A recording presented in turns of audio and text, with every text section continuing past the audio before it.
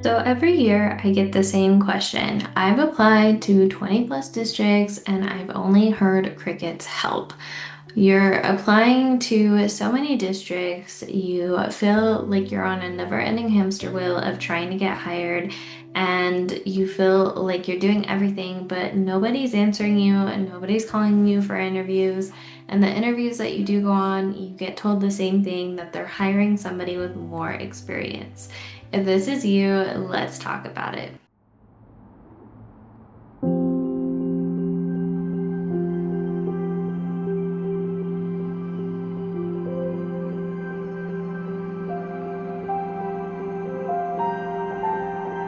For those of you that are new to the channel, hi, my name's Helena, a coach for new and first year teachers, and here's a little bit about my story when it comes to the interview process. So when I graduated in 2018 with my master's in elementary education, everyone else was told to apply everywhere and take any job you can get and be grateful. So that's what a lot of my peers did. They ended up applying to as many districts as they could provide or apply to, and a lot of them applied to 10 plus districts hoping to get one. And when I received this feedback, it didn't really sit right with me. And so I decided to do something different, which was in theory a big gamble, but it had a huge payoff, and that was this. I only applied to 3 districts. Yes, I only applied to the 3 districts that I really wanted to work at. And of those 3, 2 of them called me back for interviews and demo lessons. I actually ended up flying out for those interview and demo lessons. And then both offered me the job during the interview. While I was hired by spring break of my master's program, a lot of my cohort was still looking for jobs and still applying to 10 plus districts looking for their first teaching position. So that's a little bit about my story. So now that we talked about my background in interviewing, let's talk about why this apply everywhere is so prevalent and how it's rooted in fear. So there's this big fear that as a new or first year teacher, you won't get hired and you're gonna get overlooked by experience. And to be honest, while that may be the case for some, the only reason it is because that's just simply a lie, and that's the mindset you're going in with. Being new isn't a weakness, it can actually be used as your strength. And districts will hire you because you are new. I mean, if you think about it, everything that we perceive as a weakness has an equal strength to it. A great example is maybe you're a new teacher and you're worried you're going to get overlooked for someone with more experience. Districts are looking for a long-term investment, whereas if they hire somebody who's more towards the end of their career, they may not be in the district long term. So they might want to invest in you as opposed to an experienced teacher. On the flip side, if you're an experienced teacher and you keep telling yourself that, oh, they're going to hire someone younger, maybe they have a really young team and they're looking for somebody that has more experience that can help guide and mentor and show the way and come in with more experience and more skills than what their staff currently has, and to kind of round it out. So here's the truth. Districts will hire you because you are new, not because you are, they won't hire you because you are not new. And you don't have to be desperate in order to get a job. You can apply out of alignment like I did and pick the main ones that you want to focus on and go from there. So now that we talked about that, this whole apply everywhere is just a huge rooted in fear that we are told, from my experience even in college. Here is, let's talk about more applications does not mean more job offers. So typically we think of this as a numbers game. If you apply to a mass amount of districts, that means that you're gonna get a ton of offers, right? Well, that's not true. This actually can dilute your personality and make you sound like everyone else when you are just desperately reaching out for any district to hire you. If I were to create a generic cover letter, a generic resume, a generic application with the same buzzwords that I've heard is trending this year, I'm gonna sound like a lot of the other teachers. Whereas if I do my research and I've narrowed it down to my top districts and I know I'm gonna be a good fit in them, I can demonstrate that more clearly by customizing my cover letter and resume to fit that district and to articulate why I would be a good fit and we have the same morals and values. There's a difference from desperation versus applying out of alignment. So when you do this, you dilute your personality to sound like everyone else. And when you sound like everyone else, you sound like no one. You're not going to stand out from all the other teacher candidates who are doing the same thing. You're going to blend in. And this is the time that you don't want to do that. Districts don't feel like you're aligned with them. You're just reaching out for a job.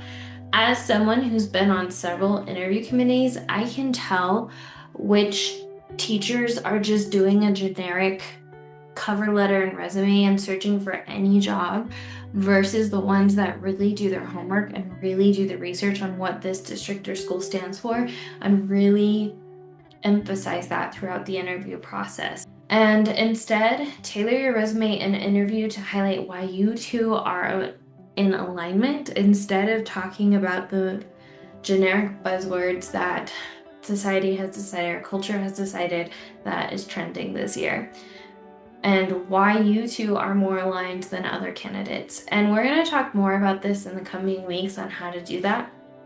But instead of sending a mass email, for example, to a bunch of people that it's not going to resonate with, I send emails and I create content specifically for you, for teachers who are typically just starting the career, whether they're a first-time teacher or this is their first career or their second. When I speak to you, it sounds like I'm speaking directly to you because I've narrowed down who I'm talking to. Whereas if I were to just jump on and give generic interview advice, it wouldn't resonate as well because I wouldn't specifically be talking to teachers. So it's the same concept. The next thing let's talk about is alignment over desperation. So now that we've talked about all that, let's take action. So the first thing we're going to do is we're going to figure out what your dream job, dream school, dream district would feel like to work for.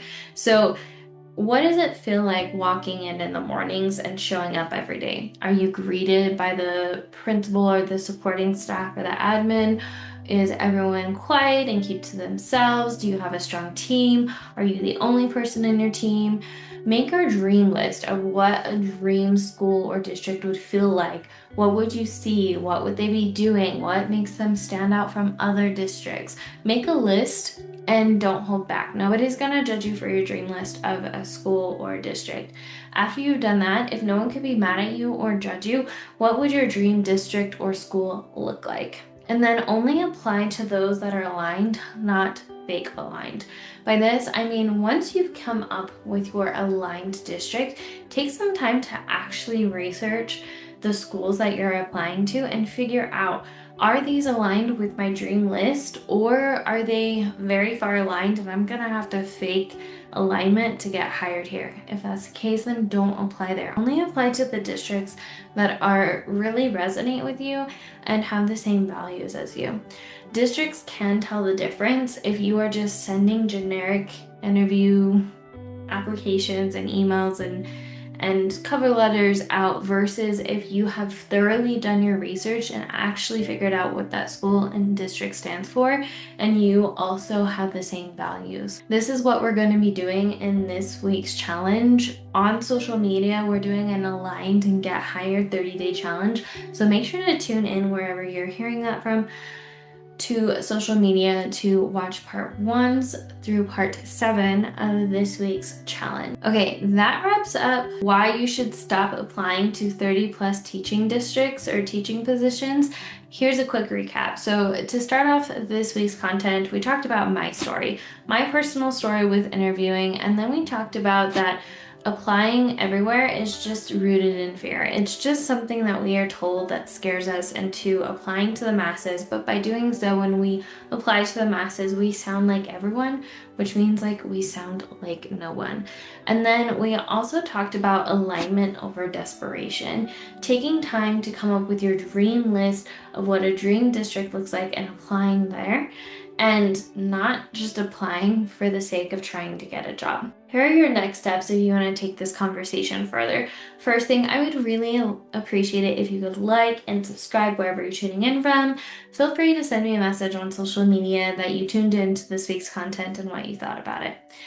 Also, if you want more tips on interviewing, make sure to check out my free teacher interview guide. It's got my top 10 tips on working smarter, not harder, and getting hired out of alignment.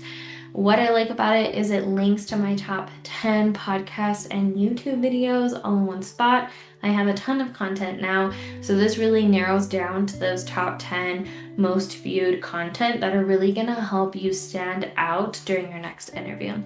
If you want to take it a step further and you want help personalizing your cover letter and resume to really reflect the research you're doing on a district, make sure to check out my teacher interview bundle. It has over 10 resume and cover letter matching templates. It has a demo lesson template bonus. It even has thank you and follow-up emails done for you. So all you have to do is plug and play, which I really, really love. If you want to take it a step further and you're done applying out of fear and you're ready to start applying out of alignment, make sure to check out Land Your Dream Job. That is my experience to everything from researching the right districts, how to figure out the right districts to apply for, what to say, how to show up during the interview with confidence, all the way to what to do after an interview so you can be even stronger and stand out even more during your next interview, and how to seal the deal to make sure you get hired. So make sure to check that out. Thank you so much for joining us. As always, remember, we are stronger together, and I will see you in the next one, Teacher Bestie. Bye.